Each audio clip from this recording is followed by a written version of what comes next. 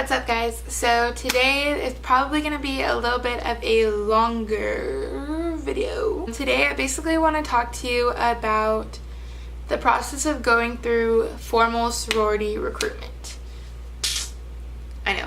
I did go through recruitment this past year, the past fall formal recruitment.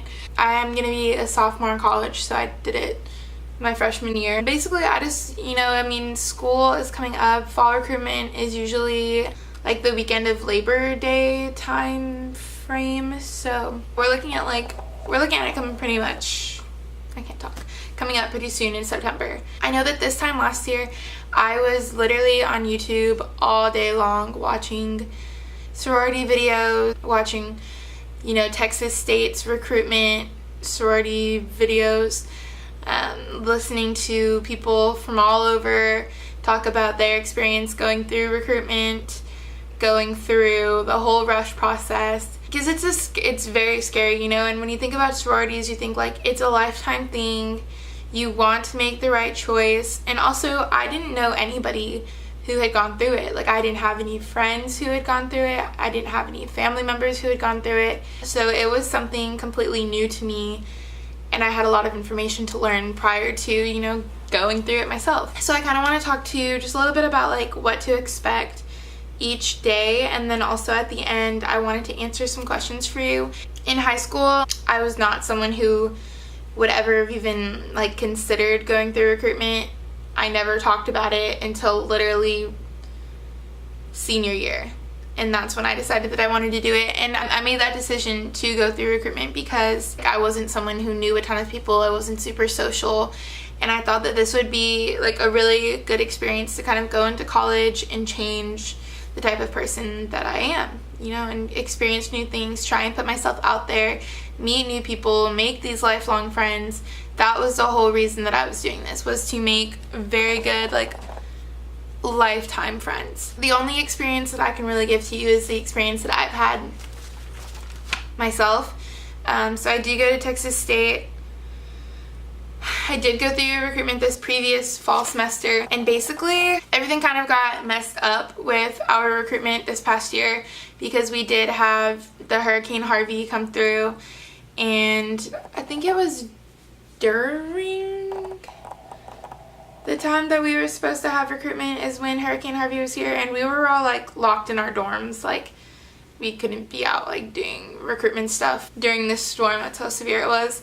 So they modified it and they made it into 4 days rather than, I think, 5 days. I think they cut 1 day, or they like combined them. And I guess this year they decided to stick with that. Like, they liked doing it in a shorter amount of days. So ours it's 4 days. It happens over a Saturday, Sunday, Monday. The Monday is Labor Day. So you don't have to miss school or anything like that. It's Labor Day, we don't have class.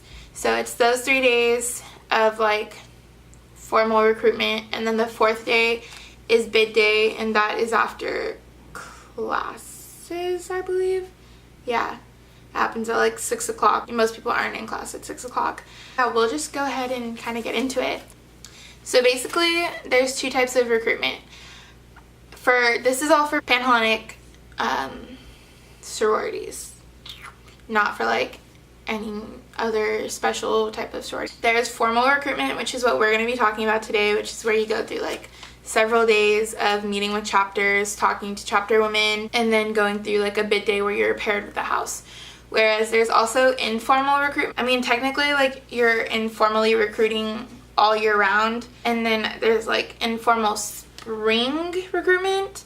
But then also, like, if a chapter doesn't meet its quota during formal recruitment, they'll also do like informal recruitment through then also, which means like basically you can rush specifically for a particular house. Like, let's say you know what sorority you want to be in, you can reach out to them and informally go through recruitment with them, but you wouldn't be meeting with every single chapter every day and like listening and talking to multiple people from each sorority. You'd just be talking to that one. So that's one way of doing it if you either decide that you don't want to go through formal recruitment or you can't for whatever reason. Basically, for Texas State to sign up to go through recruitment for like registration for recruitment, you pay an initial $175, and then you just have to provide like a picture of yourself, your Texas State student ID number, and then you have to fill out a form that basically like releases your information, your grades to the chapters into Pan-Hellenic. And so you have to have all of those turned in before the sorority recruitment deadline. There's just some other information.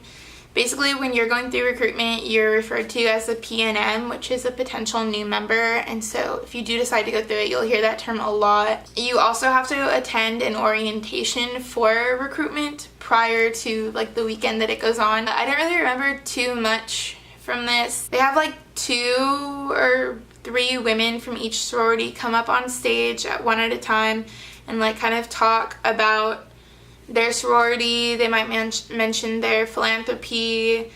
They might mention, you know, some of the really strong suits, so like friendships that they've made. They may come up there with like their best friend that they've made through the sorority. Basically just trying to really kind of bring attention to themselves before going through recruitment, so that you may say, oh wow, that's awesome, I really am interested in Delta Gamma prior to going into recruitment, you know, just to kind of give you like prior interest. So you also get a form during that outlines the prices of each sorority, basically just like general information about each chapter, what you need to know.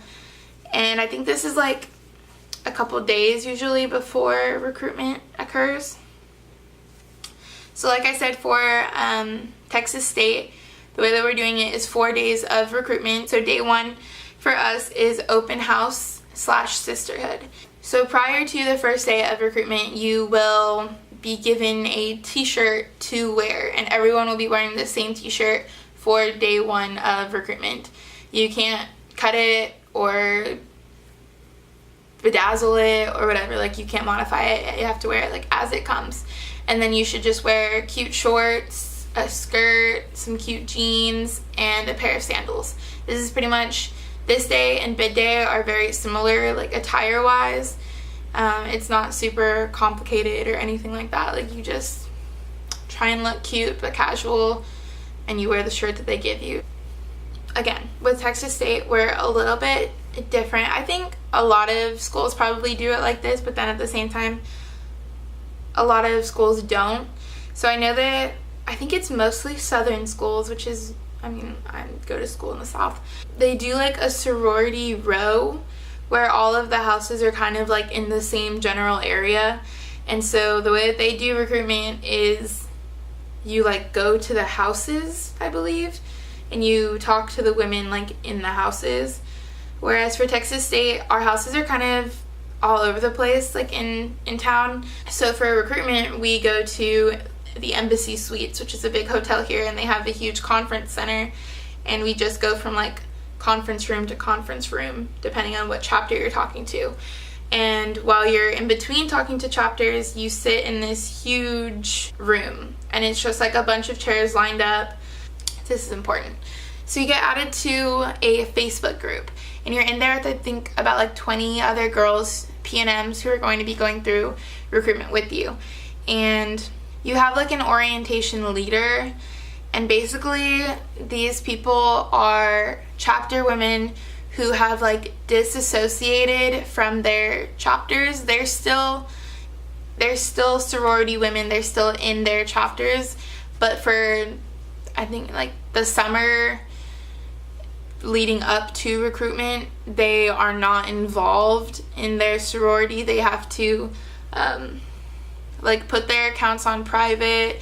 They can't be like posting pictures with other people from their chapters. Once everyone moves into the houses, like they don't live in the house with the other women. Basically, you have no idea like what sorority they're a part of. Okay, so the whole purpose of this is so that you can go up to these orientation leaders and tell them about your experience with the chapter that you've talked to, and not feel like they're biased for any way, because you don't know what sorority they're part of, so you could go and like say, oh wow, I really didn't enjoy this from this sorority, and for all you know that could be their sorority, but they're not allowed to like tell you like, oh no, my sorority is the best, you need to rush this sorority. You know, like they're supposed to be completely unbiased, and that's why they disassociate for like 3 months or 4 months or however long. So this year, I guess at Texas State, prior to this year, if you were to ask one of your orientation leaders what sorority they were in, they wouldn't be allowed to tell you. And then it's kind of cool because like at bid day, after you get matched with your houses, they would usually reveal like what sorority they were in, and then, you know, it'd just be like some big fun thing because they haven't been a part of it for like 4 months, so now they get to like run back to their home also.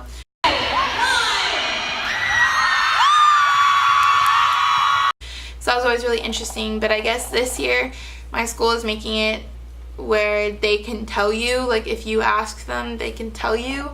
And I guess it's because like so many PNMs get distracted trying to guess their orientation leader's sorority that they're not like paying attention to what they're supposed to be going through in recruitment, because they kind of make games out of trying to figure out what sorority their orientation leaders are in.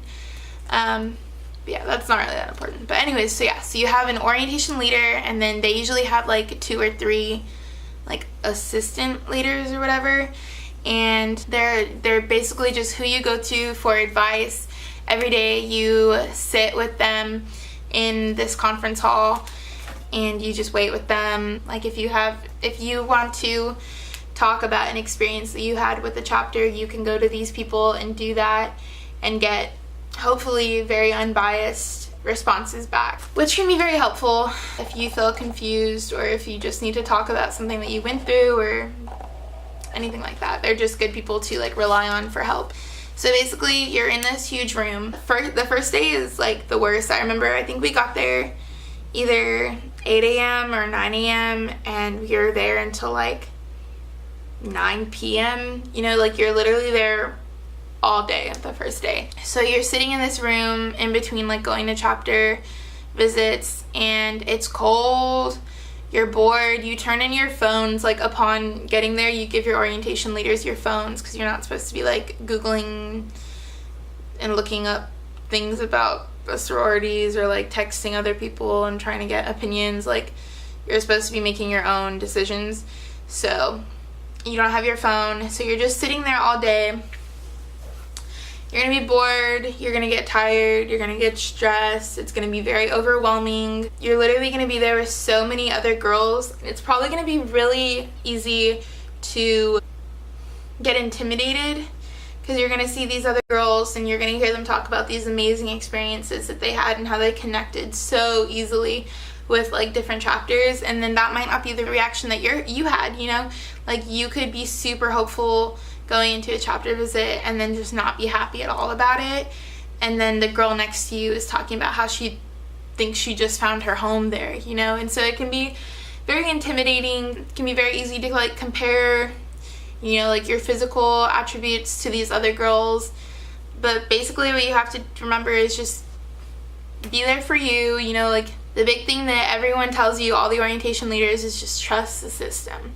Like you're gonna find the right home, and that's what was really easy for me, I guess, is I didn't come into this with any prior knowledge. I didn't have anything that was making me lean a certain direction towards any other sorority. Like I was just there because I wanted to go through recruitment. I wanted to find, you know, like forever friends. So I didn't have any expectations. I guess that's the best way to put it, is I had no expectations going into this. And that helped me keep a pretty clear head. Like I didn't ever feel too stressed about anything.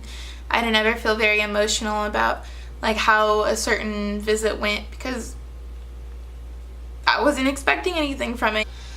Basically how each visit goes is day 1 you'll be with your PNM group.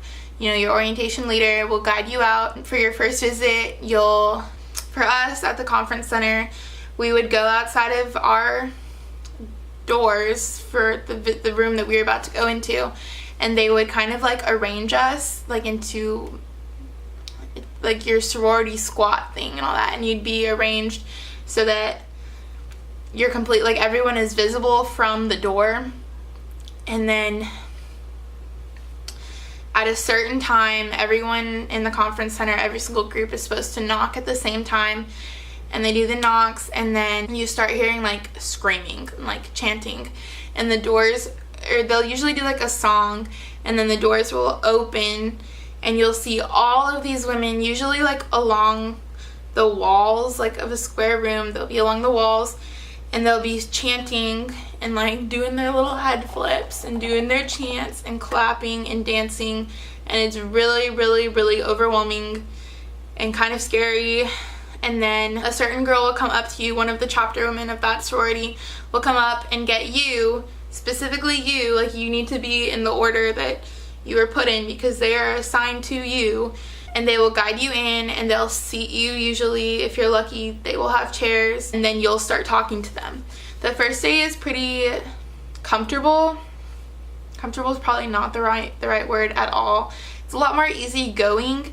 You sit down, I believe I talked to maybe 3 different people on the first day in the first like chapter that we went to, and you talk to one girl for like 5 or so minutes, and then someone else will come up and like relieve them, and then you'll start talking to them and literally probably have the exact same conversation with each girl, and then someone will probably come up and relieve her, and then you'll end up having the same conversation with 3 different girls within the first like sorority. The first day is always the shortest because for Texas State we have 8 chapters, so you're going to be visiting 8 different chapters, so you can't really like be there for all too long. Pretty much the questions that they're going to be asking you are like, what is your major? You know, what made you want to come to this college? Where are you from? Why do you want to do recruitment? Basically like really easy small talk questions, and it seems like, oh, that's no big deal. But then you're literally going to have this like the same conversation with maybe 2 or 3 different people in that one chapter, but then again for each chapter that you go to. So if we have 8 chapters at my school and I had the same conversation with 3 people in just one chapter, that's a whole lot of people that I'm going to have that same conversation with throughout the rest of the day.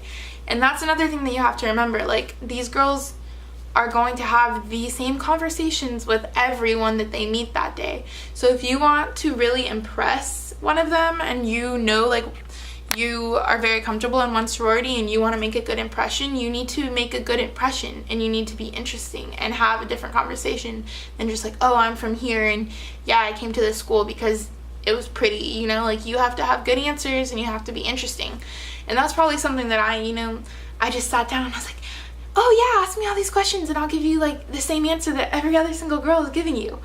And you know what I mean, like, that's fine. Just don't expect to like wow them with very simple, like, straight to the point answers. That's gonna happen. You know, you're gonna talk to a couple different people for each, like, in that chapter, and then the time will be up. I'm not exactly sure how long it was for us, since we do have like combined days. Like, some advice that I want to offer you is, going into recruitment, you probably have a ton of questions that you want to ask and, you know, that you want answers to. Don't ask big questions on the first day. Like, if you have some really good questions, kind of let them sit and maybe ask some simpler ones on like the first day, because you're gonna want those conversation topics when you get further into sororities that you're more serious about. You're gonna want that topic to fall back on. If you ask all of your big questions on the first day, then by the time you really need something to like talk about on preference night, when it's like super important, you're just not gonna have anything to talk about because you got everything out of the way on the first day. And that's a mistake that I made, like not having anything else to like ask about when it was really important to ask questions. So that's everything they're gonna ask you about. Once your time is up, they're going to pretty much just start singing again or chanting, and you'll be like escorted out of the room by whoever the last girl was that you were talking to, and they'll just kind of walk you out. It'll be really hard to hear. That's the other thing, is it is so hard to hear because everybody in that room is talking at the exact same time as you, and you're sitting next to them, like, you know, you're in a small room, in my case, like at a table with 4 other people who are having the same conversation at the same time as you. So you have to find a way to like hear, and it's going to be awkward and it's going to be kind of annoying, but that's just how it is. So yeah, you're going to be escorted out. You're going to go back to the huge conference room in my experience case. And then they really recommend that you sit down right after going to a chapter visit and you write down notes about how everything went, how your conversation went, who you talked to, what you liked, what you didn't like, just as like a reminder. Because I don't think I really did this. I think I literally wrote down like, it went good, or it didn't go good. But like, that doesn't tell you anything, you know? Like, you're gonna want that help after you've gone to 8 different sororities and you have to make a decision on who you don't want to go back to. You're gonna wish you had written notes to help you, you know? So I definitely recommend writing notes. It's definitely gonna help you. That's like your first house, and then you're gonna do that for every school is different how many sororities they have. So you're gonna go to that many houses. You're gonna do the same thing over and over and over again. It's not all gonna be one after the other after the other. You're gonna go back to this room. You might skip a turn. You're gonna be sitting there for a while. So there could be like an hour in between each visit, 2 hours, and that's why it takes so long to get through everyone, because it's not like one after the other after the other. And honestly, you're gonna be kind of glad that it's not, because it would be really exhausting if you did that experience over and over and over again all in a row. You literally wouldn't even have a voice. It would suck. It already kind of does suck, but it would suck even more. So after you're done going to each house, at the end of the night, before you leave, before you get your phone back, you're going to make a list. For us, I believe, if I'm remembering correctly, it was our top 5 out of 8. So I don't believe it matters what order it's in at this point. You just put the 5 houses that you are interested in revisiting, and then you put the 3 that you don't want to go back to. And that doesn't necessarily mean that you're going to get those top 5 and not one of those bottom 3, but they're going to try and make it to where you don't have to go back to those 3. So yeah, that's pretty important, you know, because you might have enjoyed all of them, but you still have to cut 3 at the end of the day. So you need to know which 3 you didn't enjoy as much as the rest, which is again why the notes are so important. For day 2 for Texas State, we have Philanthropy Day. For Philanthropy Day, you're gonna want to wear like a sundress, some kind of banquet or ceremony dress. You kind of want to be thinking like business casual, you know, like the big thing about all of these is you do not want to show up revealing. Like, you're not going to the club. You're going to a business affair, you know? Like, you need to be thinking ethical. You need to be thinking comfortable. You're not there trying to have like a fashion show, which is honestly what it kind of feels like. Like, when you're sitting there in that room, you're going to be looking at everyone like, wow, I wish my dress was as nice as hers, or maybe she'll get picked because she has a nicer dress than me. But that's really like not what it's about. Like, it's not a fashion show. You know, you're just trying to show like your best self to these women. But at the end of the day, what you're wearing is not what gets you in. So heels are definitely recommended for this day. I wore heels. It's not as like casual, so you don't really want to wear sandals on this day. Upon arriving to the conference center, we were given a schedule. Basically, this schedule can have up to 5 houses on it. Notice that I said up to. Not everyone was invited back to 5 houses. You may have been dropped by 5, and on day 2 you only go back to 3 houses. And also, this is when people start getting emotional. People may have had all of their hopes in the world on like one sorority, and they don't get invited back to that one. The thing that I thought was crazy is that some people would get dropped from a certain chapter and just completely drop out of recruitment. which doesn't make any sense to me, because what you can get from one chapter, you can get from any chapter. The only difference is like their philanthropy, which we're about to talk about. But if you're, like in my case, going for friendships, I could honestly get that at any single chapter. Like, I will get those good, genuine connections with people. So it kind of blew my mind that someone would completely give up on like the whole process and completely decide not to be in a sorority just because they didn't get invited back by a certain one. Just the same thing, like keeping an open mind. Whatever reason you're going into a sorority for, you more than likely can get it out of any of the chapters. Philanthropy Day is going to be, honestly, I thought it was one of the most interesting. Every single sorority has a philanthropic mission. Basically like what their cause is, and this cause is the same at any school. So like at Chi Omega's philanthropy is the same at any university. Each one has their own mission and their own organization that they do work for. So during this day, you're going to be talking to them about like what fundraisers they might do to raise money for this organization, what events they have, how they raise money for this mission. You're going to have more time with each house at this point because you're going to less houses, and so you get a little bit more time talking to each one.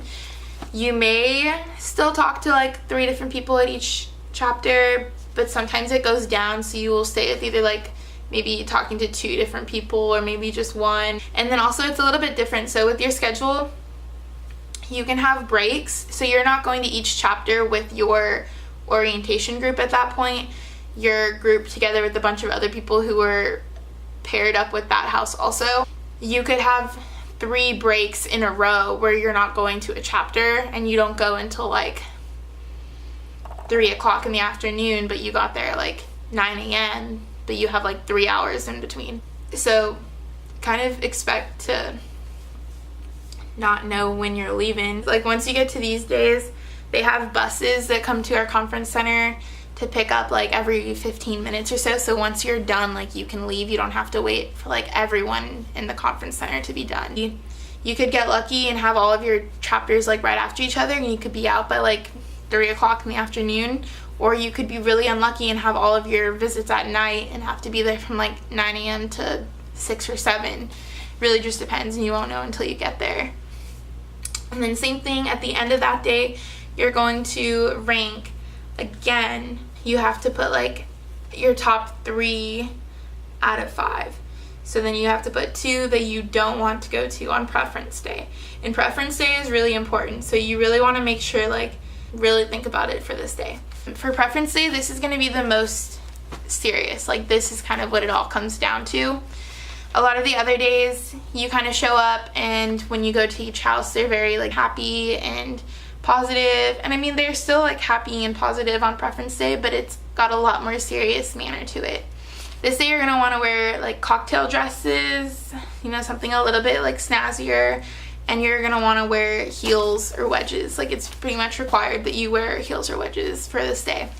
The maximum amount of houses that you can go to is 3, but some people might just have 2, or I don't know if you can only get 1, but I think it's usually you get like 2 or 3. At this point, you pretty much have an opinion on like each one, like a very strong opinion, you know, you have a good idea and you can see yourself at pretty much any of these. And then preference day is what's really gonna kind of push it over the edge to say like, yes, I definitely can see myself here, or no, I definitely cannot see myself here.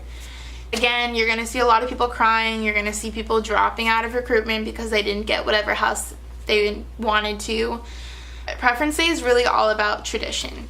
So you're gonna go in and you're probably gonna talk to a certain person for maybe, because I think you're with them for almost up to an hour on preference day. So you might talk to someone for like 20 minutes or so, and then usually there's some type of presentation that goes over, you know, kind of like the way that the sorority has brought them together, the bonds that they've created with certain people. There might be a few different speakers, or there might be a bunch of speakers. It kind of just depends on the house, what they do and how they present it to you. Like, it could be a song. It's usually very emotional. The chapter women usually do cry. You're supposed to feel connected to them. You're supposed to feel Like, the emotions that they feel, you're supposed to be able to see yourself like feeling them in the future, and that's kind of how you determine if you can see yourself here. So preference day was a huge day for me. I got invited back to 2, and I was very torn between these 2. I could definitely see it going either way. I had very good conversations with both. I definitely felt a little more connected to like one's philanthropy than I did the other, but I was basically completely up in the air at this point until preference day. This goes back to me telling you to like save those important questions and have lots of questions to talk about, because I went into one of these chapter visits on preference day, and I had talked to a couple really awesome girls like the days before, and then I guess I kind of expected to have one of them again, and I had someone completely different who I had not talked to before, and she was asking me like some of the very basic level questions that you experience on open house day. And then eventually she just kind of looked at me and said, "Do you have any other questions for me?" And I said, "No, you know, I really feel like I could see myself at home here. They've answered a lot of my questions. I don't really have any other questions for you." And we just kind of looked at each other, and she goes, "Yeah, so I don't know what else to talk to you about." And at that point, like, that kind of blew it for me. Here we are, we have nothing to talk about, and that just kind of gave me like a really bad impression of not like the sorority, but like on a day as important as this, like that kind of can sway your vote completely, you know. So that really pushed me kind of away from like a good experience with them. And yeah, that didn't end up being my number one choice anymore because of that occurrence. At the end of that day, this is when order really matters. So if you had 3, your number 3 is like the one that you want the least, and then your number 2 is, well, I could see myself here, like, and then your number 1 is like, you're for sure. So yeah, it's really important that you number those correctly. This is the only day when like order really matters. And then you have bid day. So those are like, for Texas State, those are the 3 days of like actual recruitment really. And then bid day happened after classes, like I said, around 6 p.m. or so. And everyone was supposed to go to the gym at Texas State, and you get with your orientation leader and you sit in a circle kind of.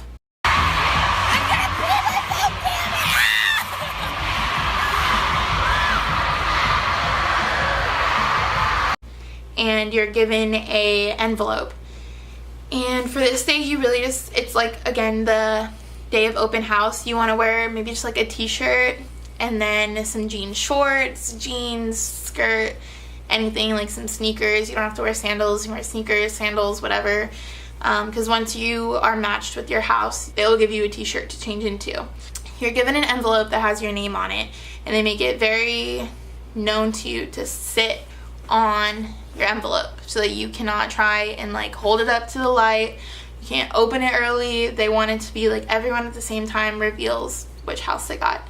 So for us, along like the side of the gym, there were groups of women from each sorority kind of like huddled together, and then there would be like a flag with their sorority name on it above them, and they're just kind of like waiting, like they're all in different themed outfits, and they're just kind of like cheering as people walk in.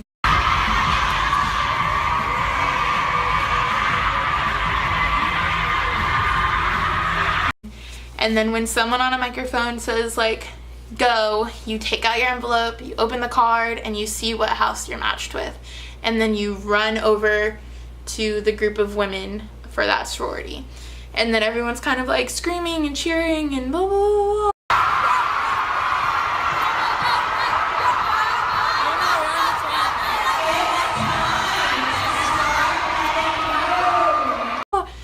Given a t-shirt, you change into it. For us, since all of our houses are different, we get on a bus, and the bus drives us over to the sorority house where all of the other chapter women are like outside waiting.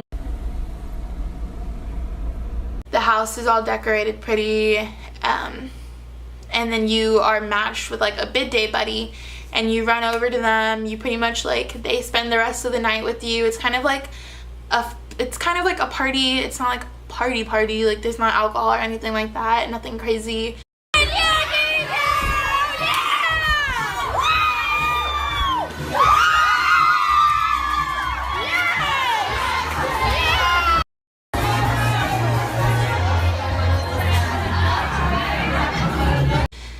It's just like the sorority women all together with all of the new PNMs, and you're just celebrating the fact that you just found your home, and it's very exciting. It's a lot of fun. I know for us, afterwards, like me and my bid day buddy and a bunch of other people, we went to dinner afterwards, which is really cool. Like, it made me feel very involved and like connected. It's a really fun day. So basically, that's recruitment, you know. I mean, it's a very stressful week, but bid day is supposed to kind of like, or weekend, sorry. It's a very stressful weekend, but bid day is supposed to like make up for it. You get to see like the people that you're gonna be potentially like lifelong friends with now. It's a lot of fun. I definitely recommend you go through recruitment and you try and find, you know, those people that you're supposed to be with. It's a really good experience once you get through the stressfulness of it. So like I said, I had a ton of questions going into recruitment, and I'm sure anyone else who is potentially like going or wants to go through recruitment, wants to look into it, wants to learn more about it, has a ton of questions. So I just wanted to kind of answer some of those for you. I asked some of the other girls in my chapter like what questions they had before going into recruitment. So yeah, this is just gonna be like a little facts section of this video. So, a huge thing that a lot of people wonder, especially me, is does everyone get a bid? Are there people who at the end of the day get matched with no one and went through all of this for nothing? And I guess there are very, very rare occurrences when that happens. And for that to happen, you had to have done something. You know, like you had to have been rude. Like you had to have gone out of your way to make a bad impression on every single chapter for you to not get a bid. It is very rare that people don't get a bid for a sorority. So pretty much anyone who goes to recruitment, if you stick through it and you want to be there and you're there for the right reasons, you will more than likely get a bid. How will I know if this sorority is the right choice for me? Basically, it's the same thing that they're all going to tell you, and that is to trust the system. You know, like if you are having good conversations with people, if you're making good connections with a certain chapter, then that's more than likely like you will do fine there. You know, like you will enjoy being there. You will enjoy the friendships that you make. So you just have to trust it. I mean, there's no way to know for certain, you know, but like you just have to trust that the conversations that you're having with people are a good indication of how the sorority is going to be for you. Can I be in other organizations as well as a sorority? And yes, 100%. Like when I was watching recruitment videos, that was a huge thing that I noticed on one of them, was that the girl was like president of student government and she was in a sorority. And politics are a huge thing for me and like something that I'm interested in. So I was like, wow, that's really cool that she's president of student government and also in this sorority.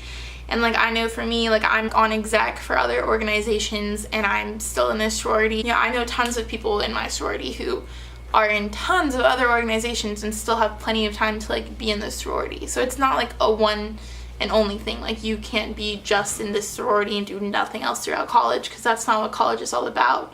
And they honestly want you to be in other things when you're in a sorority, because it builds you into even a... I've been talking for too long. Builds you into an even better person and a more mature woman to be in multiple things and handle the stress of multiple organizations. Can only freshmen rush? No.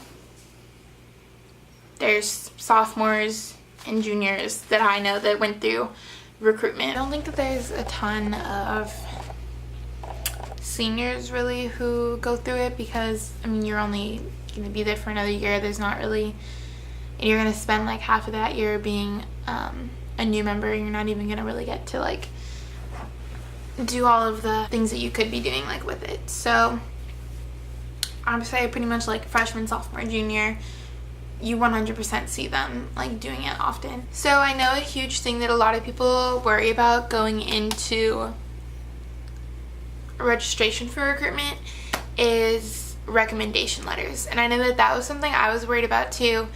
I thought that I had no chance of getting into anything if I didn't have a recommendation letter, which I don't know anyone who's been in a sorority who is like going to get a recommendation letter from. But that is not something you need at all. I honestly don't really know how much good a recommendation letter even does you. I mean, if you can get them, like, great, you might as well like get them, send them in, like, I'm sure it'll look good for you. But if you do not know anyone who can write you one, do not stress. What should I bring to recruitment? So this is another really big important one for, like, in my case, going to a really cold conference center for recruitment. And in that case, you would need like a blanket or a hoodie, something that you can like get comfortable in when you're waiting throughout the whole entire day. I know some girls brought sweatpants to change into when they weren't going to be in a visit. They would just put on some sweatpants over their dress, and then when it was time to go, they would just slide them back off and throw them in a pile and come back and get them later. You should bring like books to read if there's homework. I know this is during like the very beginning of the semester, so there's not usually very much homework to do.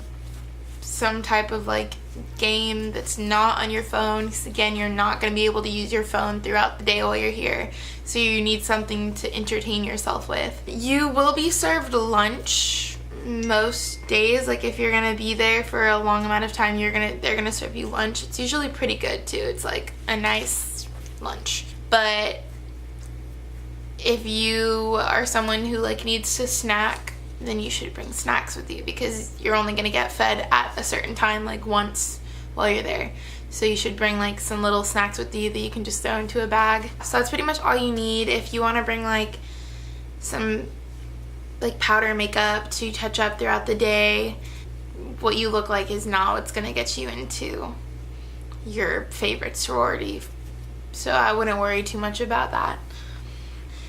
Does being a legacy automatically get you a bid from a sorority? And the answer to that question is no.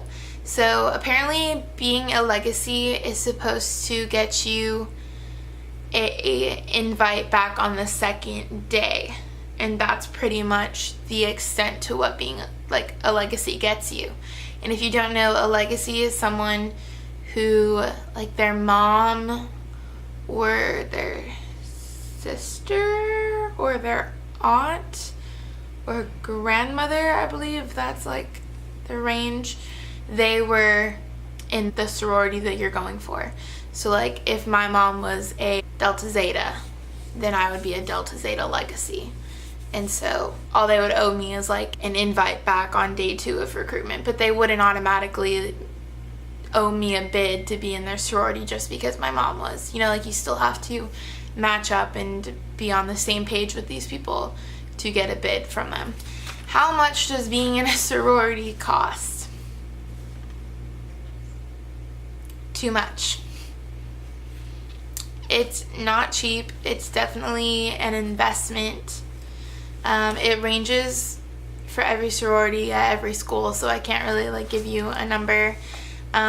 It's not the cheapest thing. Like it's something that you are going to be paying for, you know, for the next 4 years.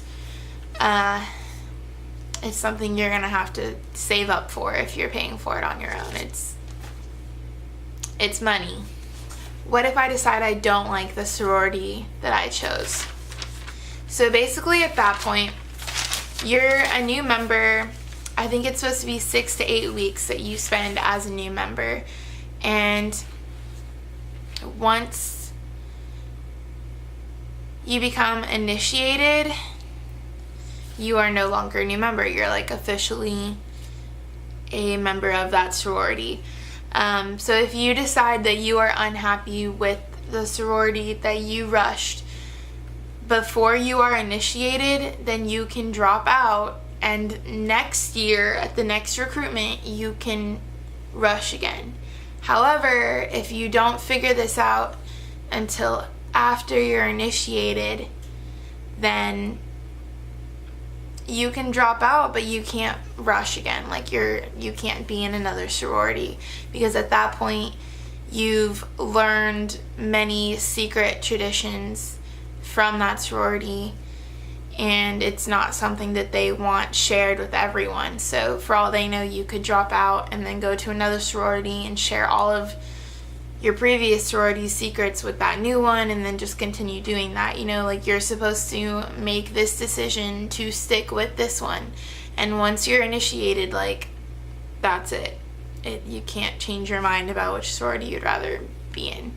So it is kind of tough, and it does happen where you decide that this just wasn't a good fit, but at that point it's just too late to just change your mind. So a really good question that was recommended for me to talk about with you was what questions you should ask the girls.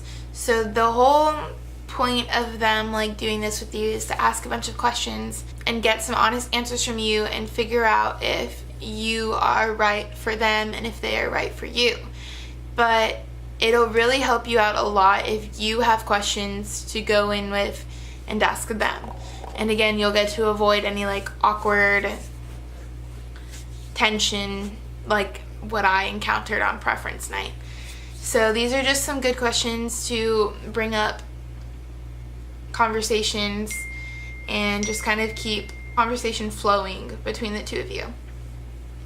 So you could ask them to tell you about their new member program and what you'd be going through as a new member if you do decide to rush with them. You could ask them to explain the Big Little Sister program and kind of like how their big is and what they've gone through with their big and how they got matched up and all of that, because that's a really exciting process that a lot of people really look forward to with sororities. How do sorority members manage to balance school and being an active member of a sorority? What are the academic expectations of your sorority like? What kind of social events does a sorority put on every year?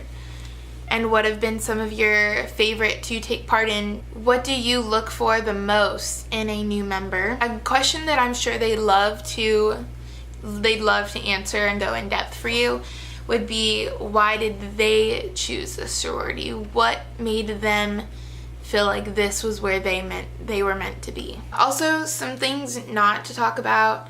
I know I saw some cute slogan somewhere when I was doing all my research, but basically you don't want to talk about boys,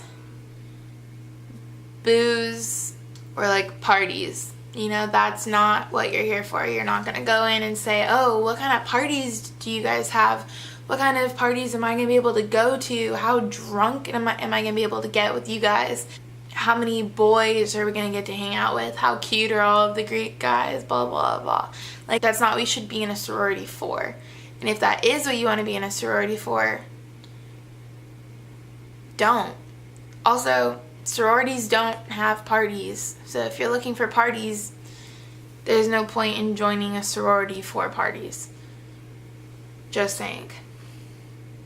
So that's just... I know this was a really, really long video, but I kind of feel like when I was doing all of my research, I had to go from like video to video to video to video to video, and there wasn't really one that just kind of laid everything out. So I know this is a longer video, but I feel like this is really laying everything that you might need to know and you might be wondering about recruitment. It puts it all out in one video for you.